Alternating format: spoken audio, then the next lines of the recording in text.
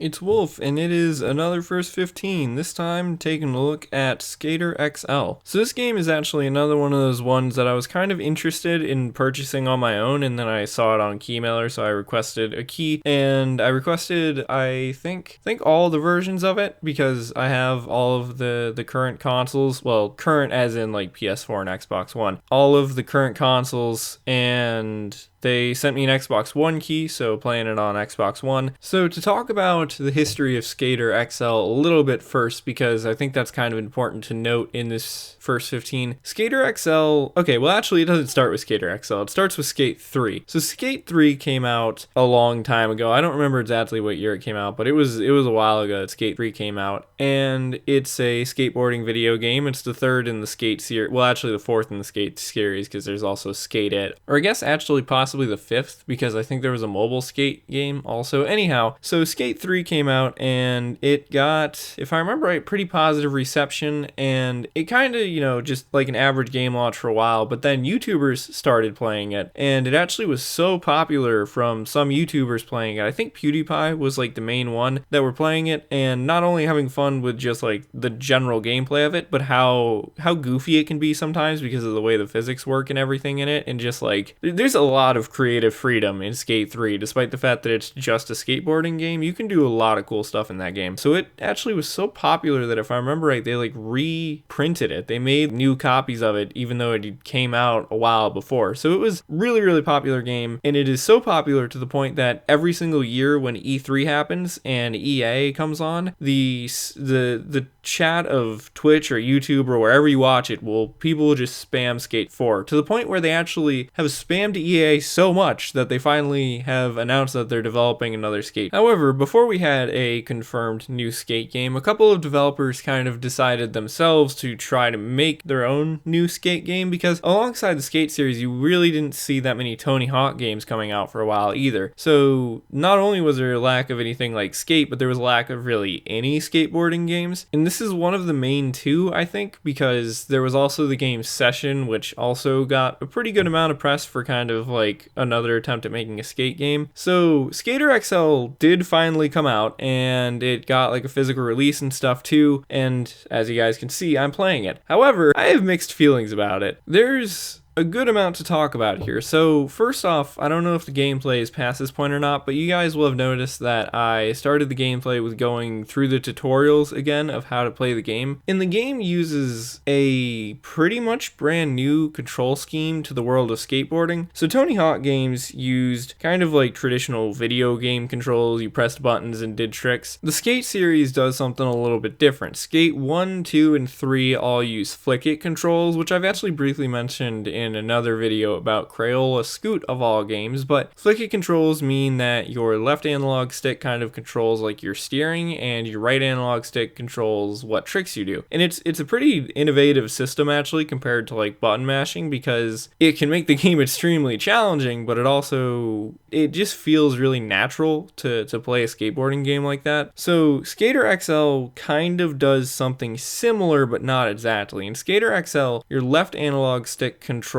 if I remember right, I don't think it changes depending on your skater's stance, but your left analog stick controls your left foot and your right analog stick controls your right foot, which at first sounds quite a bit different from the way that Skate works, until you really kind of consider how in reality, in a lot of scenarios, the whole right analog stick controlling your tricks kind of does control your character's right foot in Skate, but it also kind of makes the controls really complex in Skater XL and presents a good number of issues, I'd say, actually. For one, to turn, it's kind of a pain, because in practically any other video game, when you go to move your character, you use the left analog stick to do so. Whereas in Skater XL, you can do that, but the game pretty much tells you that you're supposed to use the right and left trigger, or R2L2 on a PlayStation, to do that. And so there's just a lot of hand movement involved, because as it was in the Skate series, it was already kind of hard to like coordinate your thumbs to work together so perfectly to pull off certain tricks, but to also add your pointer fingers in there to control your turning can be really awkward. Also, I think that this control scheme, although it could be interesting, the bag of tricks of Skater XL seems really limited, because one of the things that was cool in Skate was like you could do a hippie jump, so your character could like jump off the board, or you could do like grabs and tweaks and all sorts sorts of cool stuff like that. In Skater XL, so far as I can tell, you can't do a lot of that stuff. In Skater XL, you seem mainly relegated to flip tricks and simple grabs. And it just feels weird when games like the Tony Hawk series and the Skate series have so many tricks in them to kind of almost go back to basics in this game. It feels limiting because you'll have these like big ramps, and most of my gameplay here takes place on like one level, which has a big ramp. You have these like really big ramps, but you feel like you can't really do that many tricks on them. And I think that's something that could be addressed in a future update, but along with some of the other stuff I'm going to mention, I think that it really kind of makes the game feel unfinished, which I hate to say, but it does kind of feel like that in a lot of ways. Alongside the limited tricks, you also can't get off your board, which I know doesn't really sound like something you would necessarily want to do in a skateboarding video game anyway, but in a good number of skateboarding video games, you can get off of your board, and that's really helpful for things like stairs. So Skate 1, you couldn't get off of your board, but in Skate 2 and 3, you can get off your board, and in a number of the Tony Hawk games, you can too, but I'm not exactly sure which ones, because I haven't really played that many Tony Hawk games. So that's kind of another dilemma that presents itself, is not having the ability to get off of the board, because it's something that as a skate player coming to Skater XL, it feels weird to not be able to do that, because I also just recently went back and played through the original Skate, and it felt really weird in that too. So just not being able to get off your board, is kind of a really important thing in a skateboarding video game, because it just makes it easier to like navigate to certain areas to start a run. And also the way that the controls work also can kind of make it hard to pull off certain tricks, because you'll find yourself accidentally pulling off other tricks. So to do certain kickflips, you're supposed to like flick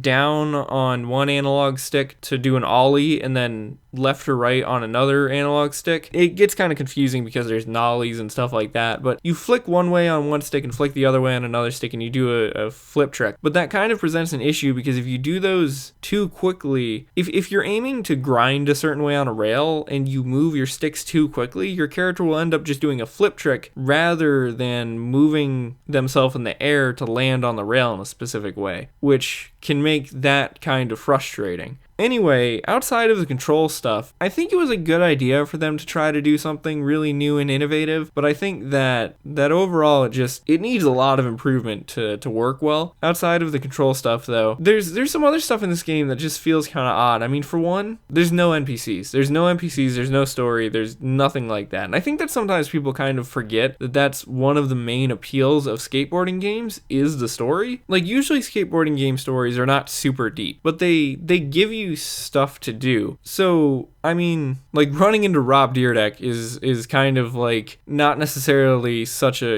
big cinematic moment in a video game, but at least it gives you a reason why you're doing a certain thing. Like, if you run into a famous skateboarder in a game and they tell you, hey, I dare you to go do this certain trick off of this specific ledge, it gives you a reason to do that thing, and it gives you something to do. Whereas in Skater XL, because there's not really a campaign of any sort, there's no specific things that it's telling you to do, and sometimes when a game is open like that, it can be too open, you get kind of bored because you run out of ideas. Similarly, speaking of running out of ideas, most of the maps that the game comes with are not actual skate parks, which feels kind of weird because it's a skateboarding game, so you would think, like, a lot of skateboarding games do have areas for you to skate around in that are not skate parks, but at the same point, it feels strange that the only real, like, area of the game that lets you do, like, really big tricks is Big Ramp, where most of this gameplay footage takes place. But yeah, they definitely need to add more, like, actual skate park levels. I mean, there's another one that I think is called a skate park, but it's just one of those things where it feels limited. Again, like, it's cool that there's, like, a community center. I don't think it's a community center. I think it's a school. There's a school level, but at the same point, it's a school, so it's not built for skateboarding. I mean, it's a skateboarding video game, so it kind of is, but it doesn't feel as useful as actual skate park levels, which I think also kind of brings up another thing. The game already has mod support, which feels controversial. I don't like to criticize, like, I really don't like to criticize games, but it feels weird that the developers have implemented mod support and everything, and there's all these user-created parks and everything, when the base game itself doesn't really come with that much stuff. And I don't mean to like, accuse the developer of of kind of pulling one of these, okay, let's let our fans finish the game things, because it doesn't feel like that was what they were trying to do, but it comes across that way because of the way that the mods are already implemented in a game that doesn't really feel that finished in general. So overall, I think, like, I don't mean for this first 15 to sound very negative, but there's just a lot of stuff missing from Skater XL, which is kind of surprising because it was in development for a while and it has like a physical release. You can go to like a GameStop and buy this on a disc, but it still feels like it's a beta. And I think that it's kind of odd because I think that it would be more acceptable if this game was more clearly advertised as like an early access type thing. Because I mean, even like PlayerUnknown Battlegrounds came out on a disc, but if I remember right, it still said beta edition on the disc or something like that. I know that beta nowadays is pretty much a marketing term, but I think that that would